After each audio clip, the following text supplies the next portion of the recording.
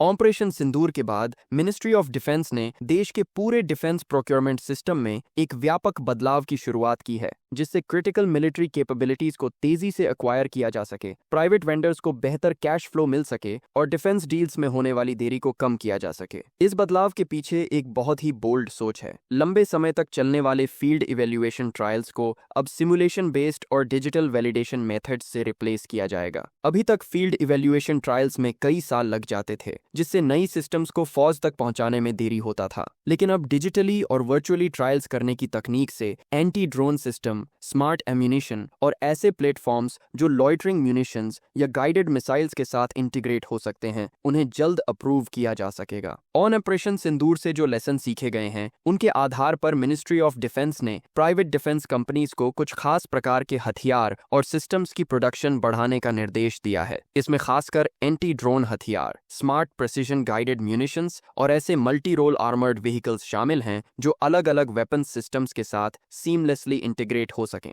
Ministry of defence इस पूरे process को केवल एक प्रोक्योरमेंट रिफॉर्मर्स की तरह नहीं देख रहा, बल्कि इसे एक ऐसे इकोसिस्टम की नींव के तौर पर देखा जा रहा है जो इंडियन आर्मी, नेवी और एयरफोर्स के बीच इंटरऑपरेबिलिटी को बढ़ाए। यानी अब ज्यादा शेयर्ड प्लेटफॉर्म होंगे, जिससे रिडंडेंसी कम होगी और डिफेंस फोर्सेस के बीच बेटर कोऑर्डिनेशन हो सकेगा। सरकार का लक्ष्य है कि 2025 के आखिर तक मेजर प्रोक्योरमेंट माइलस्टोन्स को फास्ट ट्रैक किया जाए। मिनिस्ट्री ऑफ फाइनेंस ने भी इस मिशन के लिए पूरा सपोर्ट देने की बात कही है। उन्होंने ये साफ कर दिया है कि अगर प्रोसीजरल रिफॉर्म्स से अब्जॉर्प्टिव कैपेसिटी में सुधार होता है, यानी एलोकेटेड बजट को सही समय पर और सही तरीके से खर्च करने की जो समस्या रही है वो ठीक होती है, तो कैपिटल एक्सपेंडिचर में कोई रुकावट नहीं आएगी। भारत का डिफेंस बजट कई बार इस वजह से अंडर यूटिलाइज होता है, क्योंकि जरूरी इक्विपमेंट खरीदने की प्रक्रिया बहुत स्लो होती है, फाइलों में प्रपोजल फंस जाते हैं या ग्लोबल सप्लायर्स से डील्स एग्जीक्यूट करने में जियोपॉलिटिकल टेंशंस आड़े आ जाते हैं। ऐसे में सरकार अब ये साफ कर रही है कि बजट भले ही स्टैटिक हो, लेकिन इमरजेंसी प्रोक्योरमेंट पावर्स पूरी तरह एक्टिव रहेंगे। इसके तहत आर्म्ड फोर्सेज लगभग 40,000 करोड़ रुपए तक की defence equipment fast track procedure के तहत खरीद सकती हैं।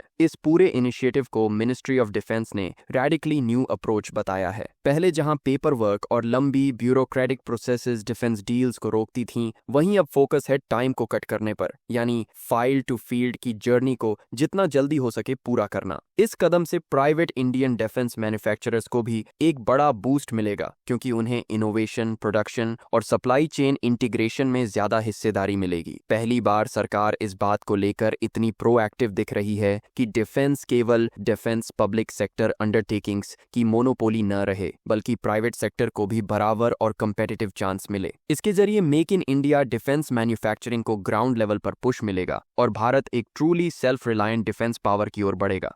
ऑपरेशन सिंदूर की अर्जेंसी ने एक बात तो साफ कर दी है, नेशनल सिक्योरिटी अब ब्यूरोक्रेसी की धीमी गति का शिकार नहीं बनेगी। डिजिटाइजेशन, सिमुलेशन ट्रायल्स और प्राइवेट सेक्टर की डीपर इन्वॉल्वमेंट ये सुनिश्चित करेंगे कि जब जरूरत हो तब भारत के पास एडवांस्ड सिस्टम्स तैयार हों। जिस तरह से चीन और पाकिस्तान जैसे पड़ोसी देशों के साथ सीमाओं पर स्थिति लगातार तनावपूर्ण बनी हुई है, उसमें ये रिफॉर्म्स सिर्फ कागजी फॉर्मेलिटीज नहीं, बल्कि ग्राउंड रियलिटी के हिसाब से एक जरूरी और समय के अनुकूल बदलाव हैं।